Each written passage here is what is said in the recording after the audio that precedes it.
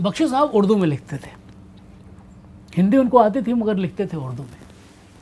मगर एक बात का जिक्र मैं करता हूँ आपके साथ, उर्दू शायरी का जिक्र आता है तो गालिब और मीर जो दो बहुत बहुत बड़े शायर हैं, जिनके बारे में हम बात करने वाले भी कोई नहीं होते, उनको शायरी का खुदा कहा जाता है, खुदाए सुखन कहा जाता है गालिब और मीर को। मगर एक बात तो है कि गालिब और मीर जिन्होंने इतना लिखा और इतना बढ़िया लिखा, उनसे एक सब्जेक्ट छूट गया। इन दोनों बड़े शायरी के खुदा से एक सब्जेक्ट छूट गया, उस पर उन्होंने नहीं लिखा। अब नहीं लिखा तो नहीं लिखा, हम उनको फोर्स भी नहीं कर सकते थे कि लिखिए उस पर, लेकिन नहीं लिखा। और वो सब्जेक्ट बहुत अहम है, उस पर कैसे मीर और गालिब ने नहीं लिखा हमें नहीं मालूम, लेकिन आनंद बख्शी ने लिखा और खूब लिखा। माफ़ कीजिए, गालिब ने कभी भी कोई एक शायरी माँ पे नहीं की। माफ़ कीजिए, मीर तकी मीर ने एक शायरी भी माँ पे नहीं की। क्या माँ को दरकिनार कर देने वाला सब्जेक्ट है?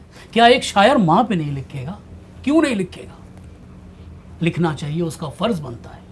लेकिन अनफॉर्चुनेटली गालिब और मीर ने माँ पे नहीं लिखा। जुल्फ़ पे लिखे, माशूक पे लिखा, सावन पे लिखा, जुदाई पे लिखा, लेकिन नहीं लिखा वहाँ पे। और आनंद बख्शी ने खूब लिखा। एक गाने का जिक्र करता हूँ।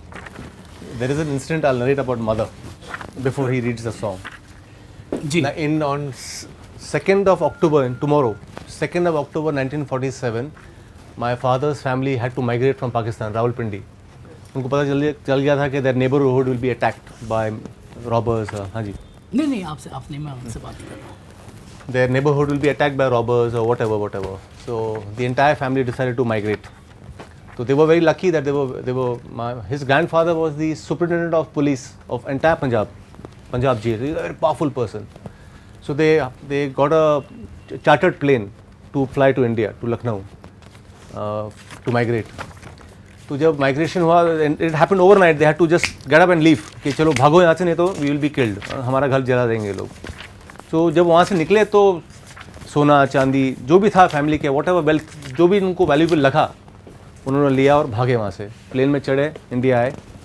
जब इंडिया आए और बख्शी साहब 17 साल के थे, शायद 14 या 17 साल के थे, तो उनके फादर ने बोला, बता तू क्या लाया, व्हाट हैव यू कैरिड, क्योंकि हमको तो अभी हम तो ज़ीरो हो गए हम पे। इंडिया आ गए माइग्रेशन करके, सब पूरा तीन माले की बंगला था, 3 स्टोरी बंगलो, सब छोड़ के आ गए। तो अभी तो पैसों की ज़रूरत है, सोने की ज़रूरत है, पैसे की, चांदी जो भी ला सकते थे, कपड़े वपड़े। तो बोला तू बता तू अपनी पोटली में लाया क्या है साथ में।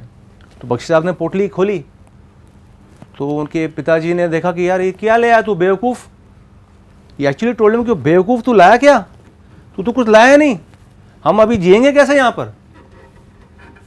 तो क्या चीज़ थी पोटली में? He bought the photograph of his mother. He said dad, he said पिताजी मैं तो माँ की तस्वीर लाया, क्योंकि माँ तो मुझे 10 साल में छोड़ के चली गई थी। पैसे तो हम कमा लेंगे, माँ की फोटो कहाँ चलेंगे। वाह वाह वाह। So I think that's why he wrote such beautiful songs on mother, many songs on mother, and I think some of them are really gems. Yes. वाह वाह वाह।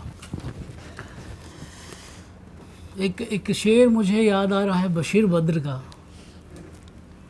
तो देखिए, आपकी ही बात कह रहे हैं। बशीर बद्र कहते हैं, और कितनी अच्छी शायरी है। शायरी की खूबी यही होती है कि वो अंत तक अपना सस्पेंस बरकरार रखे। वो खूबी 2 लाइन 2 मिसरे में, 2 पंक्तियों में। क्या कहते हैं बशीर बद्र कि वो अनपढ़ था। अब ये वो कौन है ये बाद में पता लगेगा। वो अनपढ़ था लेकिन उसने पढ़े लिखे लोगों से कहा। आहा वाह। वो अनपढ़ था, क्या बात है, लेकिन उसने पढ़े लिखे लोगों से कहा। साहब एक तस्वीर भी है साहब आपकी रद्दी में। साहब आपकी रद्दी में एक तस्वीर भी है, कुछ खत और एक तस्वीर भी है साहब आपकी रद्दी में। वो रद्दी बेचने वाला था, उसके पास इतना अकल था, कहा कि वो अनपढ़ था लेकिन उसने पढ़े लिखे लोगों से कहा कुछ तस्वीर और एक खत भी हैं साहब आपकी रद्दी में। आप रद्दी को बेच रहे हो, इसमें तस्वीर और खत है। आपको तो मिल जाएंगे 6 रुपए 8 रुपए, कुछ Beautiful. तस्वीर और एक खत भी हैं साहब आपकी रद्दी में। क्या बात है। जैसे को तैसा एक 73 में फिल्म आई थी, उसमें आनंद बख्शी ने माँ के बारे में कहा है। माँ के पे तो बहुत गाने लिखे हैं और बहुत अच्छे अच्छे गाने लिखे हैं। तो कितनी अच्छी है, तो कितनी भोली है, प्यारी प्यारी है वो माँ, बहुत अच्छा गाना है। लेकिन मैं जिस गीत का जिक्र कर रहा हूँ इसको किशोर कुमार ने गाया है, आर डी बर्मन का म्यूज़िक है। कौन सी है वो चीज़ जो यहाँ नहीं मिलती, सब कुछ मिल जाता है लेकिन माँ नहीं मिलती। याद किसी को हो तो ऐसी बात सुनाए, याद किसी को हो तो ऐसी बात सुनाए जिसमें कहीं ना कहीं माँ का नाम न आए। दुनिया में कोई ऐसी दास्तान नहीं मिलती, सब कुछ मिल जाता है लेकिन माँ नहीं मिलती। जिनकी माँ होती है खुशकिस्मत होते हैं, जिनकी माँ नहीं होती जीवन भर रोते हैं। जिस्म उन्हें मिलते हैं लेकिन जान नहीं मिलती।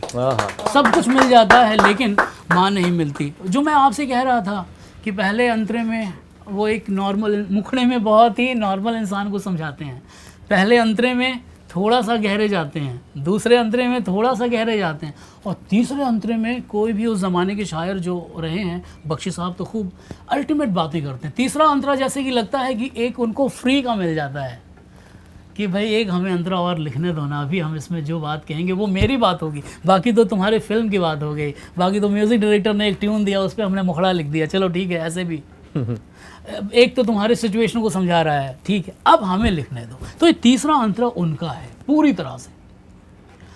ये कहते हैं कि मंदिर पे भी ऐमन कुछ राही नहीं रुकते। बहुत से दुनिया में ऐसे लोग हैं जो खुदा में विश्वास नहीं करते, भगवान को नहीं मानते, मंदिर पे भी नहीं जाते, मस्जिदों में नहीं जाते।